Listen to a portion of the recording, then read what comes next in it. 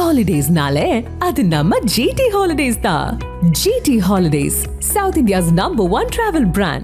Satyabama Institute of Science and Technology, Chennai and Sri Perumbudur. பேசாம rowdy ஆயிட்டுமால Kanyakumari லிங்கம்ல supreme கோர்ட்டை mislead பண்ணுற மாதிரி விஜய் ஒரு அக்யூஸ்ட் இந்த கேஸில். அதனால் அவர் அங்கே போயிட்டு சாட்சிகளை கலைப்பதற்கு வாய்ப்பு இருக்குது அப்படி இப்படின்னு காக்கா குருவி கதையெல்லாம் சொல்லி சுப்ரீம் கோர்ட்டில் ஃபைல் பண்ணாங்க. எடுத்தவொன்னே சுப்ரீம் கோர்ட்டா நல்லா கேட்டிருக்குதானா சுப்ரீம் கோர்ட் உதவிகள் செய்வதை எப்படிங்க சாட்சிகளை கலைப்பதா ஆகும்? கன்னத்தில் அரைஞ்சா மாதிரி தான் உச்சநீதிமன்றம் திமுக கொடுத்துருக்கு. அப்போ நீங்கள் குற்றம் செய்திருப்பதால் தானே ஓடி ஒழிக்கிறீர்கள். தலைமறைவுன்றது இந்த தப்பு பண்ணுறவனுங்க திருட்டுத்தனம் பண்ணுறவன் தான் நாங்கள் மொபைல் ஃபோன்லாம் ஆஃப் பண்ணி வைப்பான். இவங்களுக்கு இந்த குற்றத்தில் சம்பந்தம் இருக்குது. அதிமுகலேருந்து இணைஞ்ச முன்னாள் அமைச்சர்கள் விஜயபாஸ்கர் அவர்கள் மேலெல்லாம் நிறைய கேஸ் இருக்குது. அவங்க மேலே நடவடிக்கை விஜய் அவர்கள் எடுப்பாரான்ற மாதிரி ஒரு கேள்வி வருது. ஊழல் லஞ்சம் இல்லாத நிர்வாகத்தை தான் அவர் தூய சக்தின்னு சொன்னார். என் கட்சியில் இருக்கிற 2 கோடி பேரும் ஏஞ்சல்ஸ் தூய சக்தின்னு சொல்லலை. 50 நாளில் எத்தனை பேரை வெளியேற்றிருக்கிறாரு? ஒன்றிய செயலாளர், வட்ட செயலாளர், மாவட்ட செயல் எவ்வளோ பேரை வெளியேற்றிருக்காங்க, கைது பண்ணியிருக்காங்க. தாவேகா நிர்வாகி தப்பு பண்ணால் தண்டனை உண்டு. ஆட்சியில் இருக்கிறோம் ஆனால் நாங்கள் அந்த கூட்டணியில் இருக்கிறோன்னு இல்லை, அப்படி ஒரு கூட்டணியே இல்லை அப்படின்லாம் சொல்கிறாருன்னா தாவேகா தலைமையிலான கூட்டணி அரசு தானேங்க இது. பேர் வைக்காமல் இருக்கலாம், அஃபிஷியலாக டிக்ளேர் பண்ணாமல் இருக்கலாம். ஆனால் நாங்கள் திமுக கூட்டணி திமுகவோட நட்பில் தான் இருக்கிறோம்னா இதெல்லாம் யாரும் ஏற்றுக்க மாட்டாங்க. யாருமே அனுபவம் வாய்ந்தவர்கள் இல்லை, இன்க்ளூடிங் திஸ் கீர்த்தனா. இந்த ஆட்சி அமைந்ததிலிருந்தே விமர்சனத்துக்கு மேல் விமர்சனம் வைக்கிறாங்க. இப்போ அன்பில் மகேஷ் கல்வித்துறை அமைச்சர் பேசுகிற ரீல்ஸ் போடல. அவர் 2 பசங்களை வச்சுக்கின்னு ஸ்டாலின் ரீல்ஸ் போடல. பழைய அந்த ஃபேன் மென்டாலிட்டிலே ரீல்ஸ் எடுக்கிறது இதெல்லாம் கொஞ்சம் தவிர்க்கணும். நவ் யூ க்ரோன் அப் ஆகிருக்கீங்க, மெச்சூரிட்டி வரணும். பழைய மாதிரி அந்த ஃபேன் பாய் மெத்தட்லேயே ரீல்ஸ் எடுக்கிறது எதுக்கு? போய் ஸ்கூலில் ரீல் எடுக்கணும். சார் வணக்கம் சார். வணக்கம் சார். முதல்வர் விஜய் அவர்கள் கரூர் செல்லக்கூடாதுன்னு திமுக ஒரு மனு போட்டிருக்காங்க உச்சநீதிமன்றத்தில். அந்த மனுவை தள்ளுபடி பண்ணியிருக்காங்க. இதில் என்ன தான் சார் பிரச்சனை உங்களுக்கு? அவர் கரூர் போகிறதுல திமுகவுக்கு என்ன பிரச்சனை நீங்கள் நினைக்கிறீங்க சார்? இப்போ இவர் ஆட்சிக்கு வந்துட்டார். முதல்வராக அங்கே போயிட்டு அவங்கள ஆறுதல் சொல்கிறது மட்டும் இல்லாமல் அவங்களுக்கு சில உதவிகள் அறிவிப்புகள்லாம் கொடுக்கலான்னு இருக்காரு. அது இவங்களுக்கு பொறுக்கலை. அதனால் தப்பாக என்ன பண்ணியிருக்காங்கன்னா சுப்ரீம் கோர்ட்டை மிஸ்லீட் பண்ணுற மாதிரி விஜய் ஒரு அக்யூஸ்ட் இந்த கேஸில். அக்யூஸ்டுன்னு சொல்லியிருக்காங்க. ஆமாம், அக்யூஸ்டு. அதனால் அவர் அங்கே போயிட்டு இது போல் சாட்சிகளை கலைப்பதற்கு வாய்ப்பு இருக்குது, உதவிகள்லாம் செய்கிறதன் மூலம் சாட்சிகள் மாறிடுவாங்க அப்படி இப்படின்னு காக்கா குருவி கதையெல்லாம் சொல்லி சுப்ரீம் கோர்ட்டில் ஃபைல் பண்ணாங்க. அது இன்றைக்கி விசாரணைக்கு வந்தது. இது ஏற்க முடியாது அப்படின்ட்டு 2 முக்கியமான கேள்வியை முன் வச்சிருக்கு நீதிபதி. என்ன அப்படின்னு சொன்னால், அவர் அக்யூஸ்டுன்றது தப்பாக சொல்லியிருக்கீங்க. அவர் ஒன்றும் அக்யூஸ்டே இல்லையே இந்த கேஸில். நமக்கெல்லாம் தெரியும் அவர் ஒரு விட்னஸ் தான். ஆனால் திமுகவுடைய நரேஷனே என்னன்னா சட்டமன்றத்திலே பேசியிருக்காரு. மு.க. ஸ்டாலின் ரெக்கார்டில் இருக்கு. இவர் லேட்டாக வந்ததால தான் அந்த மரணமே நடந்தது, இவர் தான் குற்றவாளின்ற மாதிரி தான் திமுகவினருடைய ஒரு எல்லாமே பிரச்சாரம் இருந்தது. பட் இன்னைக்கு கோர்ட்லேயும் அதை தான் அவங்க சொல்லியிருக்காங்க. கோர்ட் அப்படி இல்லை கோர்ட்டில் இல்லை அப்படிலாம் கிடையாது, அவர் ஒன்றும் குற்றவாளி கிடையாது, அவர் விட்னஸ் தான். நமக்கு எல்லாரும் கோர்ட்டில் அரசியல் பண்ணாதீங்க அப்படின்னு சொல்லி விமர்சிச்சிருக்காங்க சார். ஆமாம் ஆமாம் சொல்லுவாங்க. இல்லை, எனக்கு அது மட்டும் போதாது. இந்த மாதிரி கோர்ட்டுடைய நேரத்தை நீங்கள் வீணடித்ததுக்காக, அரசியல் காரணம் காழ்ப்புணர்ச்சிக்காக ஒரு 5 லட்ச ரூபா ஃபைன் போடுறேன்னு சொல்லியிருந்தால் தான் இந்த மாதிரி ஃப்ரிவிலஸ் பெட்டிஷன்ஸ்லாம் கண்டபடி மற்றவங்க போட மாட்டாங்க. எடுத்தவொன்னே சுப்ரீம் கோர்ட்டா? ஏங்க இங்கே ஒரு ஹைகோர்ட் இருக்குல்ல, ஒரு ஹைகோர்ட் இருக்கும்போது இப்போ ஜனநாயகன் பட விஷயத்தில் கூட ஹைகோர்ட்டில் தீர்ப்பை எதிர்த்து தான் அவர் இதுக்கு போனார் சுப்ரீம் கோர்ட். அப்போ கூட என்ன சொன்னாங்க தெரியுமா? நீங்கள் அங்கேயே போய் பேசுங்கன்ட்டாங்க. அது மாதிரி ஒரு உயர்நீதிமன்றம் இருக்குது, அந்த உயர்நீதிமன்றத்தை பைபாஸ் பண்ணிட்டு போக வேண்டிய அவசியம் என்ன? அதெல்லாம் இவங்களுக்கு உள்நோக்கம் இருக்குது. அதாவது விஜய் அவர்கள் கரூருக்கு போகக்கூடாது, அங்கே போய் குறிப்பாக நலத்திட்ட உதவிகள் பாதிக்கப்பட்டவர்கள் குடும்பத்தில் அரசு வேலை, அந்த 41 குடும்பங்களுக்கு அரசு வேலை கொடுக்க அதில் ஒரு தப்பும் இல்லைங்க. ஆக்சுவலாக என்னை பொறுத்தவரையில் விசாரணை நடக்கட்டும், சிபிஐ சொல்லட்டும். என்னை பொறுத்தவரையில் இந்த கரூர் சம்பவம் நிகழ்ந்ததுக்கும் 41 உயிர்கள் பலியானதுக்கும் மெயின் ரீசன் கவர்மெண்ட் ஃபெயிலியர். ஒரு ஜாப்ன்றது அவங்க லைஃப் லாங் அவங்களுக்கு வந்து பாதுகாக்கும். ஜாப் கொடுக்கலாமா, ஏன் கொடுக்கக்கூடாது? கம்பேஷனேட் அப்பாயின்மெண்ட்டுன்னு ஒரு கேட்டகரியே இருக்குது கவர்மெண்ட் சர்வீஸில். கருணை அடிப்படையில் வேலை. சேவையில் இருக்கும்போது இறந்துட்டாங்கன்னா அவங்க பிள்ளைகளுக்கோ மனைவிக்கோ வாரிசுக்கோ வேலை கொடுக்குறதுன்றது காலங்காலமாக இருக்குது. அப்போ இது கவர்மெண்ட் ஃபெயிலியரால் இது நடந்ததால் government is extending the same category, கருணை அடிப்படையில் வேலை. இதில் என்ன இருக்குது? எதுக்காக இந்த திமுக ஆட்கள் போயிட்டு சுப்ரீம் கோர்ட் வரைக்கும் போயிட்டு இந்த உதவிகளை நல்லா கேட்டிருக்குதானா சுப்ரீம் கோர்ட்? உதவிகள் செய்வதை வந்து எப்படிங்க சாட்சிகளை கலைப்பதா ஆகும்? அவர் குற்றவாளியே இல்லை, அவர் ஒரு சாட்சி சொல்லப்போனால் இந்த கேஸில் அப்படின்னு நல்லா தான் கன்னத்தில் அரைஞ்சா மாதிரி தான் உச்சநீதிமன்றம் திமுக கொடுத்துருக்கு. அந்த அடி வாங்கினோன்னா அண்ணா திமுக சைலண்டாக பெட்டிஷனே வாபஸ் வாங்கிட்டாங்கன்னு சொல்கிறாங்க. இல்லை, RS பாரதி அவர் கொடுத்த மனுவில் என்னென்னலாம் குறிப்பிட்டிருந்தாங்க பார்த்தீங்கன்னா, கரூர் போகக்கூடாது, கரூர் போனாலும் மக்கள்கிட்ட விஜய் அவர்கள் பேசக்கூடாது, இந்த நல்லதிட்ட உதவிகள்லாம் பண்ணக்கூடாது, இது சாட்சியை கலைக்கிற மாதிரி ஆகிடும். விஜய் மூச்சு விடலாமா வாயை திறக்கலாமான்னு தெரியல. அதாவதுங்க அதான் சொல்கிறேன், இப்போ புரியுதுங்களா உங்களுக்கு? ஸோ அதனால் வந்துங்க அவரை ஏன் பேசக்கூடாது வரக்கூடாதுன்னா இவங்க தடுத்தாங்க ஆளுங்கட்சியாக இருந்த வரைக்கும். இன்றைக்கி அவர் ஆளுங்கட்சி ஆகிட்டார். இப்போவும் கோர்ட்டை பயன்படுத்தி மிஸ்யூஸ் பண்ணலாம். அவங்களுக்கு தண்டனை கொடுத்துருக்கணும் supreme court. You are misusing the கோர்ட்டுடைய வேல்யூபிள் டைமை நீங்கள் வந்து வேஸ்ட் பண்ணியிருக்கீங்கன்னு some punishment should or fine should have been. ஏன்னா ஆல்ரெடி கேஸ் போயிட்டு இருக்கு, சிபிஐ விசாரிக்கிறாங்க, இந்த மனுவை எப்படி ஏற்க முடியும்னு கேட்டு. அதாவதுங்க நான் இதுக்கெல்லாம் யாரை தெரியுமா நொந்துக்குவேன்? ஆதவ் அர்ஜுனாவை தான் நொந்துக்குவேன். ஆதவ் அர்ஜுனா தான் லூஸ் ஸ்டாக் பண்ணிட்டாரு. Is number 3 in the cabinet, powerful minister.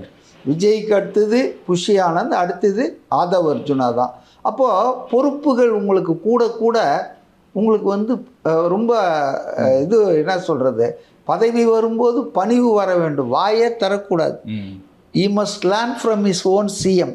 எவ்வளோ அழகாக இருக்கார் பாருங்க. எல்லாம் வாயத்தரன்றான், பேட்ஜு குத்திட்டு வரான், வாயத்தரங்க சிஎம்னு. அவர் எப்போ திறக்கணும், எவ்வளோ நேரம் திறக்கணும், எதுக்கு பேசணும், எதுக்கு மௌனமாக போகணுன்றது தெளிவாக இருக்கார். அவருக்கு எதிராக இருக்கிறாரு. இப்போ மகாபலிபுரத்தில் வந்து அதிமுக முன்னாள் அமைச்சர்கள்லாம் சேர்றாங்க, நல்ல கூட்டம். சரி, கூட்டத்தை பார்த்தா எல்லா தலைவர்களுமே கொஞ்சம் ஒரு இதுவாக எக்ஸைட் ஆகிடுவாங்க. ஆனால் நீங்கள் மினிஸ்டராக இருக்கீங்க, கரூர் சம்பவத்தை பற்றி நீங்கள் அதில் ஒரு accused, you are one of the accused Aadhav Arjuna. அப்போ நீங்கள் அந்த சம்பவத்தை பற்றி பேசாமல் இருக்கிறது நல்லது. ரெண்டாவது, விசாரணை இன்னும் முடியல, விசாரணை ஆன்கோயிங், என்கொயரி இஸ் கோயிங், அது இன்னும் முடிவடையில், தீர்ப்பு வரல. அப்போ நீங்கள் பாட்டுன்னு எனக்கு ஒரு கணக்கு இருக்குது, நான் கரூர் வரேன்டா, அங்கே கணக்கை தீப்பண்டான்னா அப்படியே அதுக்கு தானே காத்துட்ருக்காங்க. லூஸ் பால் போட்டால் சில பேர் சிக்ஸர் அடிச்சிடுவாங்கல்ல, அந்த மாதிரி காத்துனே இருந்துட்டு நேராக சுப்ரீம் கோர்ட்டுக்கு போனாங்க. ஸோ இது வந்து என்னை பொறுத்த வரைக்கும் அவாய்டபிள் மிஸ்டேக் தான். ஆதவ் அர்ஜுனா வந்து அட்லீஸ்ட் இனிமேலாவது இந்த மாதிரி லூஸ் ஸ்டாக் பண்ணக்கூடாது. இப்போ அவர் பேசின ஒரு விஷயம் இருக்குல்ல சார், கரூரில் ஒரு கணக்கு இருக்குது, அதை தீர்க்கணுன்ற மாதிரி பேசியிருக்காரு. செந்தில் பாலாஜி அவர்கள் வந்து ஆட்சியை கவிக்க முயற்சி பண்ணியிருக்காரு, 180 கோடி ரூபாய் வரைக்கும் இதுக்காக ஒதுக்கியிருக்காங்கன்ற மாதிரி. இல்லை, அதில் திமுகவினர் என்ன பண்ணுறாங்கன்னா இதை லிங்க் பண்ணுறாங்க. மட்டும் இல்லை, கரூருக்கு சிஎம் போகும்போது செந்தில் பாலாஜி ஜெயிலில் இருக்கணும், அதுக்காக வந்து இந்த கோர்ட் இது வந்து நியாயமாக நடந்துருக்குது, உண்மையா இது ஜோடிக்கப்பட்ட வழக்குன்னு அவங்க பிரச்சாரம் பண்ணுறதுக்கு நீங்கள் வழி கொடுத்துட்டீங்கல்ல. திமுகவினரே சும்மா இருந்தாலே மெல்லுவாங்க, வெறும் வாயிலேயே. அவங்களுக்கு ஒரு அரை கிலோ அழகு அவலை கொடுத்தீங்கன்னா நல்லா மெல்லுவாங்களே. ஈர பேனாக்கி பேனை பெருமாளாக்குற ஆட்கள் திமுக ஐடி வங்கி, திமுகவில் இருக்கிற லீகல் டீமு. அவங்களுக்கு இதெல்லாம் நீங்கள் லூஸ் பால் போட்டிங்கன்னா அடிப்பாங்கல்ல. அரசியல் காரணங்களுக்காக தான் செந்தில் பாலாஜி மேலே பொய்யான கேஸ் போட்டிருக்காங்கன்ற மாதிரி சொல்லிட்டு இருக்காங்க சார். அதாவதுங்க நான் என்ன சொல்கிறேன், ஓகே அவங்க சொல்கிறத அப்படியே ஒத்துக்கிறேன். நான் என்ன சொல்கிறேன்னா, இந்த ஆட்சி வந்த பிறகு பல திமுக அமைச்சர்கள் மேலே ஊழல் புகார் வருது, கம்ப்ளைண்ட் வருது. போரிங் இன் இப்போ பள்ளிக்கல்வித்துறை அமைச்சராக இருந்த அந்த அன்பில் மகேஷ் மேலே பயங்கரமான குற்றச்சாட்டுலாம் வருது. அதாவது அவர் தம்பியும் அந்த அரசகுமார்ன்றவரும் சேர்ந்து 400 கோடி ரூபாய் அடிச்சிருக்காங்க இந்த சிபிஎஸ்சி ஸ்கூலுக்கு ரினிவல் கொடுத்ததுலேயும் என்ஓசி கொடுத்ததுலையும் சொல்லி ஒரு ஆளை அரெஸ்ட் பண்ணி உள்ளே வச்சுருக்காங்க. அப்போ இது மாதிரி சீரியஸான குற்றச்சாட்டுகள் ஒரு துறையில் வரும்போது முன்னாள் போக்குவரத்துறை அமைச்சர் சிவசங்கரன் மேலேயும் ஒரு கம்ப்ளைண்ட் வந்தது. ஏதோ 28 லட்சமோ 30 லட்சமோ அவர் ஒரு வேலைக்கு வாங்கி தரேன்னு ஏமாற்றிட்டாருன்னு. ஓகே, அவருக்கு சம்மன் போச்சு. அவர் வந்தார வந்து எனக்கும் இந்த கேஸுக்கும் சம்மந்தம் இல்லை, அவன் யாருன்னே எனக்கு தெரியாது, என் பேரை மிஸ்யூஸ் பண்ணி அவன் வாங்கியிருக்கான்ட்டு அவர் தரப்பை அவர் சொல்லிட்டு போயிட்டார். ஒரு காவல்துறை கூப்பிடுதுன்னா யாராக இருந்தாலும் போனோம், போயிட்டு நீங்கள் உங்கள் விளக்கத்தை சொல்லிட்டு வாங்க. இன்னும் அங்கே ஒன்றும் கத்தி வச்சு குத்த போகிறதில்ல. நீங்கள்லாம் பெரிய பெரிய விஐபி முன்னாள் அமைச்சர்கள், லாயரோட கூட போகலாம். சரி, போயிட்டு அவர் வந்தார். வந்து சிவசங்கர் என்ன சொன்னார், ஐயா அட்மையரிங், அவரை பாராட்டுறேன் நான். ஏன்னா அதுதான் சட்டத்தின்படி ஆட்சி, சட்டத்தின்படி நடந்துக்கணும். அவர் என்ன சொல்கிறார், பத்திரிகையாளரை வந்து வெளியே சந்திக்கிறாரு, போயிட்டு வந்து போலீஸை இந்த மாதிரி கேட்டாங்க, நான் சொன்னேன் அப்படின்ட்டு அவர் வீட்டுக்கு போனார். ஏன் செந்தில் பாலாஜியோ அசோக் குமாரோ மொபைல் ஃபோனெல்லாம் சுவிட்ச் ஆஃப் பண்ணி தலைமறைவாக இருக்காங்க? ஒரு பொது தொண்டன், பொது வாழ்க்கையில் இருக்கிறவன் அட்லீஸ்ட் வேலுவாவது சிங்கப்பூரில் ஆஸ்பத்திரியில் இருக்கிறன்னு தகவலை கொடுத்தாரு. அனிதா ராதாகிருஷ்ணன் ஏன் ரிலீஸ் ஆனார்னா அந்த ஜட்ஜி கேட்டப்போ இவர் சொன்னாராப்பா, சம்மன் வாங்கிக்கினார் சார், நான் வந்து உடம்பு சரியில்லை 10ஆம் தேதி வரேன். அப்புறம் என்னப்பா, என்ன ஓடியா போயிட போகிறாரு, அவருக்கெல்லாம் அரெஸ்ட் பண்ண முடியாது போன்ட்டான். ஸோ சம்மனை வாங்கிறதுக்கு நீங்கள் ஆள் இல்லை, சம்மன் வந்துடுச்சிங்க, நாங்கள் வேறு இடத்துல இருக்கிறோம், நாங்கள் வருவோங்கன்னு சொல்கிறதுக்கு தயாராக இல்லை. அப்போ நீங்கள் குற்றம் செய்திருப்பதால் தானே ஓடி ஒழிக்கிறீர்கள். தலைமறைவுன்றது இந்த தப்பு பண்ணுறவனுங்க, திருட்டுத்தனம் பண்ணுறவன் தான் நாங்கள் மொபைல் ஃபோன்லாம் ஆஃப் பண்ணி வைப்பான். இப்போ நான் கூட தான் மொபைல் ஃபோனை சைலண்டில் போட்டு வச்சுருக்கேன். ஷூட்டிங் முடிஞ்ச உடனே எடுத்து மிஸ்டு கால்லாம் கூப்பிட்டு பேசுவேன். ஆஃப் பண்ணுறது என்ன வகை? அப்போ இவங்களுக்கு இந்த குற்றத்தில் சம்பந்தம் இருக்குது. இல்லைன்னா சிவசங்கரன் வந்தா மாரி ஏவாவேலு பதில் சொல்கிற மாதிரி சொல்லாமல் 9 பேரை அரெஸ்ட் பண்ணியிருக்காங்க. அதாவதுங்க உண்மை என்னன்னாங்க, ஒரு 3 வாரத்துக்கு முன்னால் ஜூனியர் விகடனில் ஒரு செய்தி போட்டாங்க. திமுக தலைவர் இல்லை, திமுக தலைமை அசைன்மெண்ட் கொடுத்துருக்கு செந்தில் பாலாஜிக்கு, நேருக்கு, ஏவாவேலுக்கு, இப்படி ஒரு 5-6 பேர் போட்டு எக்ஸ் மினிஸ்டர்ஸ் அவங்களுக்கு அசைன்மெண்ட். என்ன அசைன்மெண்ட்னா தாவேக்கால இருக்கிற ஒரு 10-15 எம்எல்ஏக்களை உருவிடணும். அப்படி உருவ முடியலன்னா இவங்க இந்த பட்ஜெட் கூட்டத்தொடர் அடுத்த வாரம் வருது இல்லையா, தொடங்க போகுது இல்லையா இந்த மாதம் இறுதியில். அப்போ அந்த கூட்டத்தொடரில் சபாநாயகர் ஜேசிடி பிரபாகரன் மேலே நம்பிக்கையில்லா தீர்மானம் கொண்டு வர போகிறோம். அந்த தீர்மானத்தை அவங்க ஆதரிச்சிட்டா போதும், அவங்களுக்கு 35 கோடியிலேருந்து 50 கோடி, வேற ஒன்றுமே வேணாம், சைலண்ட்டாக அவங்க இருக்கிற மாதிரியே இருந்துக்கிட்டோம், கட்சியை விட்டு வரணும் அப்படிலாம் கூட நம்ம சொல்ல. இதில் நம்ம செஞ்சு அவங்க உதவுனாங்கன்னா பண்ண முடியும், பேசியிருக்காங்க. இப்போ பேரம் பேசுறது எல்லாமே வந்து படியாத போய் ஊத்தங்கரை எம்எல்ஏ இளையராஜா, கிருஷ்ணகிரி மாவட்டம், அது அவர் வந்து ஒரு கட்டத்தில் இப்படியே பேசிட்டாங்க, தொல்லை கொடுக்குறாங்கன்னு, இதெல்லாம் எனக்கு முடியாதுங்க. இப்போ அவரை ஏன் சாய்ஸ் பண்ணாங்கன்றதுக்கும் ஒரு அர்த்தம் இருக்குது. இவங்க வந்து 30 வருஷமாக விஜய் கூட இருக்கிறவங்களெல்லாம் டச் பண்ண விரும்பலை. பல பேர் வந்து முதல் நாள் வந்து கட்சியில் சேர்ந்து வேட்பாளர் ஆனவன்லாம் இருக்கான், முதல் நாள் வந்தவன் இருக்கிறான். திமுகவில் சீட் மறுக்கப்பட்டவன், அதிமுகவில் மறுக்கப்பட்டவங்க தான் நிறைய பேர் வந்திருக்காங்க. ஸோ இது மாதிரி ஆட்களை தான் அவங்க பண்ணுறாங்க. அது மாதிரி ஒரு ஆள் தான் இளையராஜா. அவர் ஒன்றும் 30 வருஷமாக விஜய் கட்சியில் மன்றத்திலேருந்து வந்த ஆள் இல்லை, எல்லாம் கரெக்டாக தான் சூஸ் பண்ணுறாங்க இவங்க. அப்போ அவர்கிட்ட பேசும்போது அவருக்கு ஒரு விசுவாசம் இருக்குது, நம்மளை ஆக்கியிருக்காங்க, நாம் இதெல்லாம் செய்யக்கூடாது, நான் அதெல்லாம் ஒத்துக்க மாட்டேன்னு சொல்லிடுறாரு. சொன்ன உடனே என்ன சொல்கிறாங்கன்னா, ஓகே, ஆனால் இது எங்கேயாவது வெளியே போச்சுன்னா உன்னையும் உன் குடும்பத்தையும் காலி பண்ணுவோன்றாங்க. அப்போ ஒரு எம்எல்ஏவையே மிரட்டுற அளவுக்கு இருக்காங்கன்னா அப்போ ஆளுங்கட்சி எம்எல்ஏ அவர் நேராக போய் கமிஷன் ஆஃபீஸில் கம்ப்ளைண்ட் கொடுக்குறாரு. நேற்று ஒரு எம்எல்ஏ வந்து சொல்லியிருக்காரு சார், ஆடியோ ரிலீஸ் பண்ணியிருக்காரு. இந்த மாதிரி ஸ்ரீவைகுண்டம் எம்எல்ஏ அவர் வந்து விஜய் மக்கள் கட்சியிலே இருந்தவர் தான்.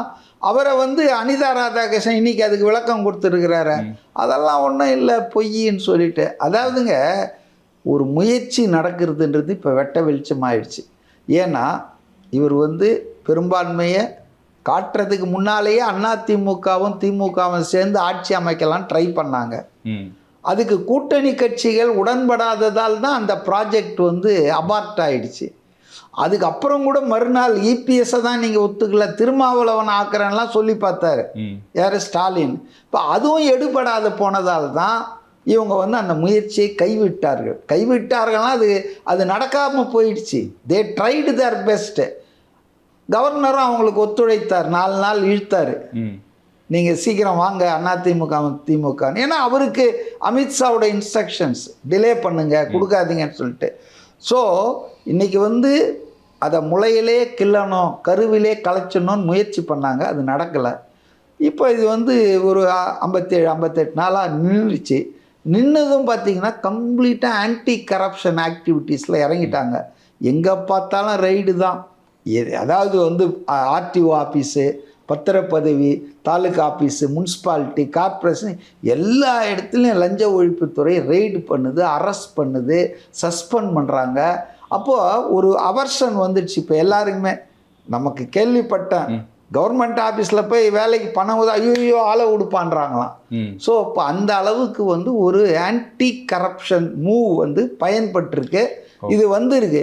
இப்போ ஒவ்வொன்றா கான்ட்ராக்டுங்கெல்லாம் எடுக்கும்போது எல்லாரும் ஏவா வேலு போடாத ரோடுக்கு 3.5 கோடி வாங்கியிருக்காருன்னா கொடுத்துருக்கிறாரு, இவர் கொடுத்துருப்பார். இந்த கான்ட்ராக்டர்ஸுங்க ஒரு அலிபி மாதிரிங்க, பார்ட்டி ஃபண்டுன்னு அப்படி கவர்மெண்ட் மணி இப்படி வாங்கின்னு போயிடுறாங்க. ஸோ அதனால் இன்றைக்கி அவங்களுக்கு ரொம்ப கஷ்டமாக இருக்குது. அதாவது இந்த ஆள் ஆட்சியில் இருந்தால் நம்மளை விடமாட்டான் போல இருக்க, இது எல்லாத்தையும் நோண்டுவான், 2017ன்னு சொல்கிறான். அப்போ இந்த ஆட்சியை கலைச்சிடணும் அப்படின்றதுக்காக தான் இப்போ ஒரு நம்பிக்கையில்லா தீர்மானம் விஜய் அரசு மேலே கொண்டு வர முடியாது. ஏன், இப்போ தான் அவர் நம்பிக்கை கோரும் வாக்கில் 144 காட்டிட்டார். மரபு என்னன்னா ஒரு 6 மாதத்துக்கு இன்னொரு நம்பிக்கையில்லா தீர்மானம் கொண்டு வர முடியாது. அதனால் அவங்க குறுக்க பூந்து இவ்வளோ 6 மாதம்லாம் காத்துட்டு இருக்க முடியும், இந்த இயர் 2 வரைக்கும் காத்துட்ருக்கணும். அதுக்குள்ளே நிறைய பேர் ஜெயிலுக்கு போயிடுவாங்க போல இருக்கு. அதனால் சபாநாயகர் மேலே நம்பிக்கையில்லா தீர்மானத்தை கொண்டு வந்தால், சபாநாயகருக்கு பாஸ் ஆகிடுச்சுன்னு வச்சிங்களேன் நம்பிக்கையில்லா தீர்மானம், he has to resign. சபாநாயகர் நம்பிக்கையில்லா தீர்மானம் சட்டப்பேரவையில் நிறைவேறி சபாநாயகர் ராஜினாமா செய்கிறார்னா இந்த அரசுக்கு அது பெரிய நெருக்கடி இல்லை. What is the message? Public என்ன போவோம், ஓ சட்டப்பேரவையில் ஆட்சி பெரும்பான்மை இல்லை, ஆட்சிக்கு பெரும்பான்மை இழந்து விட்டார் அப்படின்ற செய்தி போகுமா போவாதா? அப்போ இழுக்கிறது ரொம்ப வசதியாச்சா, குதிரை பேரம் பண்ணி உங்கள் ஆட்சி கவிழ போகுது, வாங்கய்யா நாங்கள் தான் ஆட்சி அமைப்போம். ஸோ ஒரு ஆட்சி கவிழ்ப்புக்கு கருக்கலைப்புக்கு முன்னாலே பண்ணாங்க. அது முளையும் போயிலே அதை இது பண்ண பார்த்தாங்க, அது நடக்கலை. பட் இது ஒரு 2 மாதம்னா இன்னொரு அதனால தான் பார்த்தீங்கன்னா அந்த செய்தி உண்மை தான் ஜூனியர். ஏன்னா ஸ்டாலின் மாதிரி ஒரு அனுபவம் வாய்ந்த அரசியல்வாதி பப்ளிக் மேடைகளில் பேசுகிறாரு. 3 மாதம் தாங்காது, இந்த வண்டி ஓடாது. 6 மாதத்தில் எலெக்ஷன் வரும், தயாராகுங்கன்றாரு. என்னங்க லாஜிக்கு? இப்போ உதயநிதி உளறலில் நான் சட்டம் பண்ணுறது இல்லை, பிகாஸ் இஸ் எ நோவிஸ், அவருக்கு அரசியல் தெரியாது. ஆனால் ஸ்டாலின் அரசியலில் ஊறி அனுபவம் பெற்று இத்தனை முறை எம்எல்ஏ, 5 வருஷம் டெப்டி சிஎம், 5 வருஷம் சிஎம், மேயராலாம் இருந்திருக்காரு. ஸோ ரிச் எக்ஸ்பீரியன்ஸ் உள்ள ஒரு பொலிட்டீஷியன். நான் ஸ்டாலினை குறைச்சி மதிப்பில்லை. அப்போ அவர் பேசுகிறாருன்னா அப்போ தான் சம்திங் ராங். அப்போ எல்லா வேலையும் நடந்துட்டுருக்குது. எவ்ரிதிங். இப்போ காய்கறிலாம் நறுக்கி பருப்பெல்லாம் வேக வச்சு, சாப்பாடை இது சோறை ஒலை வச்சு எல்லாம் முடிச்சாச்சுன்னா ஒரு ஹவுஸ் ஒய்ஃப் என்ன சொல்லுவாங்க, சமையல் 1:30 மணிக்கு சாப்பாடு போட்டுடலான்வாங்க. ஏன்னா இவ்வளோ ப்ரிப்பரேஷன் எல்லாம் ரெடி ஆகிடுச்சு. அது போல தான் முக ஸ்டாலின், செந்தில் பாலாஜி இவங்கெல்லாம் ப்ரிப்பேர் பண்ணுறாங்க. அனிதா ராதாகிருஷ்ணன்லாம் எல்லாம் வந்துட்டு இருக்கு தலைவரை, எல்லாம் ரெடி ஆகிடணும்னா 6 மாதத்தில் தேர்தல் வரும்னு இவர் டிக்ளேர் பண்ணுறாரு. இல்லைன்னா என்ன லாஜிக் சொல்லுங்களேன்? இதெல்லாம் ஒரு பக்கம் நடக்குது சார். இப்போது கரப்ஷன் இல்லாத தமிழ்நாடு தான் விஜய் அவர்கள் உருவாக்கணும்னு நினைக்கிறாரு, அதுக்கான முயற்சிகள்லாம் பண்ணுறாரு. ஆனால் இப்போ அதிமுகலேருந்து இணைஞ்ச முன்னாள் அமைச்சர்கள் விஜயபாஸ்கர் அவர்கள் மேலெல்லாம் நிறைய கேஸ் இருக்குது. அவங்க மேலே நடவடிக்கை விஜய் அவர்கள் எடுப்பாரான்ற மாதிரி ஒரு கேள்வி வருது இல்லையா சார்? அதாவது 2 விஷயத்தை நான் தெளிவுபடுத்தலாம்னு நினைக்கிறேன். ஒன்று, தூய சக்தின்னு சொன்னார, இந்த கரைகளெல்லாம் சேர்த்துக்கிறாரு. கனிமொழி இன்னும் கொஞ்சம் மேலே போயிட்டாங்க. வடநாட்டிலிருந்து வாஷிங் மிஷின் எடுத்துன்னு வந்துட்டாங்களாம், அதில் குட்கா கரை கூட போதும் அப்படின்லாம் பேசுகிறாங்க. ஏமா உங்கள் அண்ணனை கேளுங்க, அவர் வைத்தியலிங்கத்தை எந்த வாஷிங் மிஷினில் போட்டு போன வருஷம் வெளுத்து எடுத்தாருன்னு கேளுங்க. ஸோ எந்த அளவுக்கு பேசுகிறாங்கன்னா ராங்காக ப்ரொஜெக்ட் பண்ணுறாங்க. எந்த இடத்துலையும் விஜய் வந்து தன் கட்சிக்காரங்கெல்லாம் ஏஞ்சல்ஸு தூய சக்தின்னு அதுக்கு அர்த்தம் இல்லை. அவர் சொல்லலை. அவர் தூய சக்தின்னு சொன்னது என்ன, clean governance, corruption free administration, ஊழல் லஞ்சம் இல்லாத நிர்வாகத்தை தான் அவர் தூய சக்தின்னு சொன்னார். நான் தூய சக்தி, என் கட்சியில் இருக்கிற 2 கோடி பேரும் ஏஞ்சல்ஸ் தூய சக்தின்னு சொல்லலை. சொல்லியிருந்தாருன்னா இந்த 50 நாளில் எத்தனை பேரை வெளியேற்றிருக்கிறாரு? ஒன்றிய செயலாளர், வட்ட செயலாளர், மாவட்ட செயல், எவ்வளோ பேரை வெளியேற்றிருக்காங்க, கைது பண்ணியிருக்காங்க தாவேகா நிர்வாகி.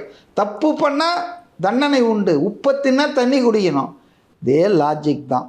இப்போ குற்றச்சாட்டு வந்துருக்குது அவங்க மேலெல்லாம். யார்?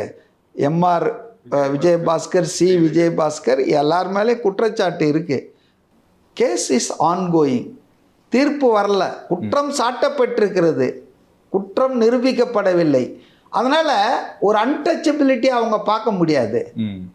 ஆனால் அவர் உறுதியாக சொல்லியிருக்காரு, இதில் எதுலேயும் நான் தலையிட மாட்டேன், என் அரசு தலையிடாது. முக ஸ்டாலின் பண்ணார் வைத்தியலிங்கத்துக்கு, ஒயிட் வாஷ் பண்ணார்ல, அதை மாதிரி பண்ண மாட்டேன். தீர்ப்பு எப்படி வந்தாலும், நல்லது வந்தால் ஓகே, தப்பு வந்தால் தண்டனை நீங்கள் அனுபவிச்சு தானே ஆகணும். இதில் என்ன பிரச்சனை? அவங்கெல்லாம் செல்வாக்கு மிக்க தலைவர்கள் கரூரில், புதுக்கோட்டையில். ஏன் இதை சொல்கிறேன்னா, இப்போ அவர் 4வது முறையாக 3வது முறையும் ஜெயிச்சிருக்கார் விராலிமலையில் சி விஜயபாஸ்கர். ஓகே, அந்த தேர்தலில் திமுக இதெல்லாம் சொல்லியிருக்காதா மக்கள்கிட்ட? பிரச்சாரம் பண்ணியிருக்க மாட்டாங்களா? பண்ணியிருப்பாங்களா? என்ன எல்லா கட்சியும் பண்ணியிருப்பாங்கல்ல, தாவேகா உள்பட. சரி, மக்கள் 62,000 ஓட்டு வித்தியாசத்தில் அவரை மறுபடியும் தேர்ந்தெடுக்கிறாங்கன்னா இது இல்லாத வேற சில நல்ல விஷயங்கள் அவருக்கு மக்களால் ஆயிட்டு இருக்குன்னு தானே அர்த்தம். அப்போ இந்த ஒரு விஷயத்தால் அவரை காலி பண்ண முடியாதுல்ல. Still he commands respect among the people தானங்க தேர்தல் முடிவு.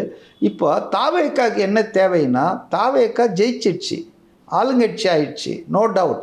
ஆனால் 10 மாவட்டத்தில் ஒரு எம்எல்ஏ கூட இல்லை.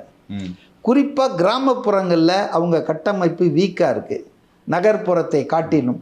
ஆகவே அவங்களுக்கு இப்போ உள்ளாட்சி தேர்தல், அடுத்து வரக்கூடிய இடைத்தேர்தல்லாம் வரும்போது அவங்க சுதாரிச்சுக்கிட்டு எங்கெல்லாம் தங்களுக்கு பலவீனம் அதை சரி பண்ணோம்ல. அப்போ லோக்கலில், டிஸ்ட்ரிக்ட் லெவலில் பெரும் செல்வாக்கோடு திகழக்கூடிய ஆட்களை அவங்க கட்சிக்கு கொண்டு வர அவங்க வரேன்றாங்க. இவங்க போய் ஒன்றும் கொண்டு வரல, நாங்கள் வரோம், எங்கள் எம்எல்ஏ பதவியை ராஜினாமா பண்ணிட்டு வரோம். ஏன்னா எம்எல்ஏவோட வர முடியாது, வந்தால் பதவி பறி போயிடும். நாங்களே ராஜினாமா பண்ணிட்டு வரோம் போது ஓகே வாங்க. ஒரு ஓட்டில் தானேங்க பெரிய கருப்பன் தோத்ததா? ஆமாம், திருப்பத்தூரா? அது என்ன திருப்பத்தூர்? அப்போ ஒவ்வொரு ஓட்டும் ஒவ்வொரு வாக்கும் கவுண்ட் ஆகுது இல்லை. இப்போ எந்த அரசியல் கட்சி, அதுவும் தேர்தல் அரசியலில் நம்பிக்கை இருக்கிற, தேர்தல் அரசியலில் ஈடுபாடு உள்ள ஒரு கட்சி ஒரு 50,000 பேர் வரான்னா 2 மாவட்டத்தில், வேணாம் உங்கள் மேலெல்லாம் உங்கள் தலைவர் சரியில்லை, நீங்கள் வாங்க அவரை மட்டும் ஃபில்டர் பண்ணுறேன்னா நீங்கள் எப்போ கேட்கலான்னா, தூய சக்தினா தீய சக்தி ஆயிடுச்சின்னு கேட்கலான்னா, லஞ்ச லாவண்யம் பெருகுதா இந்த நிர்வாகத்தில்? இப்போயே சொன்னால் 60 நாளில் கப்சுப்புன்னு ஆயிடுச்சு. எல்லாம் ஊழல் பண்ணவன், டெண்டர்லாம் அலறி அடிச்சிட்டு ஓடுறான். இப்போ இந்த சிபிஎஸ்சி ஸ்கூலுக்கெல்லாம் ரினிவல் அண்ட் என்ஓசி கொடுக்கறதுக்கு 400 கோடி வாங்கியிருக்கிறதா கைதாகிருக்கா ஒரு ஆள். ஆனால் நம்ம ஆட்சி வந்து இந்த புதிய டிவிக்கு ராஜ்மோகன் அவர்கள் 1000 பள்ளிகளுக்கு 5 நிமிஷத்தில் no objection certificate and renewal கொடுத்துருக்கிறார். அவங்களே நம்ப முடியலையா? அந்த ஆட்கள் பேசுகிறாங்க. நந்தகுமார்னு ஒருத்தர் காணொலி பார்த்தேன் நான், அந்த சங்கத்தின் தலைவர். எங்களால் நம்பவே முடியலைங்க, காசை கொடுத்துட்டு காத்துன்னு இருப்போம், எதுவுமே இல்லை, அப்படியே டக்குன்னு வருது ஆர்டர்ஸ்லாம். அதனால் ஊழலை ஒழிக்கும் முயற்சி துவங்கி இருக்கிறது, ஒழிந்து விட்டதுன்னு சொல்ல மாட்டேன், துவங்கி இருக்கு, நல்ல முனைப்புடன் துவங்கி இருக்கிறது. பழைய ஊழல்கள்லாம் எடுத்து நோண்ட ஆரம்பிச்சிட்டாரு. ஓகே, அப்போ இவங்கெல்லாம் வந்து சேர்ந்தா நீங்கள் என்ன கேள்வி கேட்கலான்னா, வைத்தியலிங்கம் மாதிரி காப்பாற்றுற முயற்சி நடந்தால் ஆதாரம் இல்லை க்ளோசர் பண்ணுங்கன்னு கோர்ட்டுக்கு லஞ்ச ஒழிப்புத்துறை கொடுக்குதா? பார்த்துட்டே இருங்க. அப்படி பண்ணால் அது தப்பு. Okay sir. திருமாவளவன் அவர்கள் இப்போ சமீபத்தில் ஒரு விஷயம் பேசியிருக்காரு சார். அமைச்சர் பதவி கொடுத்தனால நாங்கள் தாவேகா கூட்டணியில் இருக்கோம்னு அர்த்தம் இல்லை, நாங்கள் திமுக கூட நட்புடன் தான் இருக்கிறோன்ற மாதிரி ஒரு வார்த்தை சொல்லியிருக்காரு. இதை எப்படி பார்க்குறீங்க? அதாவதுங்க, திருமாவளவனுக்கு என்ன ஆச்சுன்னு ரொம்ப நாளாக எனக்கு சந்தேகம். ஸோ திருமாவை பொறுத்த வரைக்கும் செஞ்சோற்று கடன் தீர்க்கிறாரா? எப்படி இவ்வளோ 9 வருஷமாக நம்மளை ஹெல்ப் பண்ணாங்க, ஹெல்ப்புனா அது எல்லா ஹெல்ப்பும் அடங்கிடுச்சு. ஸோ அதனால தான் அவருக்கு தடுமாறுறாரு. இன்னும் கூட பார்த்தீங்கன்னு சொன்னால் இன்னும் திமுக ஆதரவு நிலைப்பாடு எடுக்கிறது, திமுக மதசார்பற்ற சக்தின்றது அது ஒரு டுபாகூருங்க. மதசார்பற்ற சக்தியே கிடையாது அது பாஜகவோட கள்ள கூட்டணி. இதெல்லாம் தெரிஞ்சுக்கிட்டோம் விஜய் ஆர்எஸ்எஸ்ஸின் பிள்ளைன்னு பேசினார் பாருங்க. அவர் அப்போ இது மாதிரி தான் நிலைய வித்வான் மாதிரி எந்த கூட்டணியில் இருக்கா அந்த கூட்டணிக்கு பேசிகிட்டு இருக்கிற மாதிரி தான் இருக்கு. ஸோ இன்னைக்கு அவர் பேசுகிறதெல்லாம் பார்த்தீங்கன்னா எனக்கு என்னவோ ஒரு குழப்பத்தில் இருக்கார் அவர். ஆட்சியில் இருக்கிறோம் ஆனால் நாங்கள் அந்த கூட்டணியில் இருக்கிறோன்னு இல்லை, அப்படி ஒரு கூட்டணியே இல்லை அப்படின்லாம் சொல்கிறாருன்னா இது என்ன தாவேகா தலைமையிலான கூட்டணி அரசு தானேங்க இது.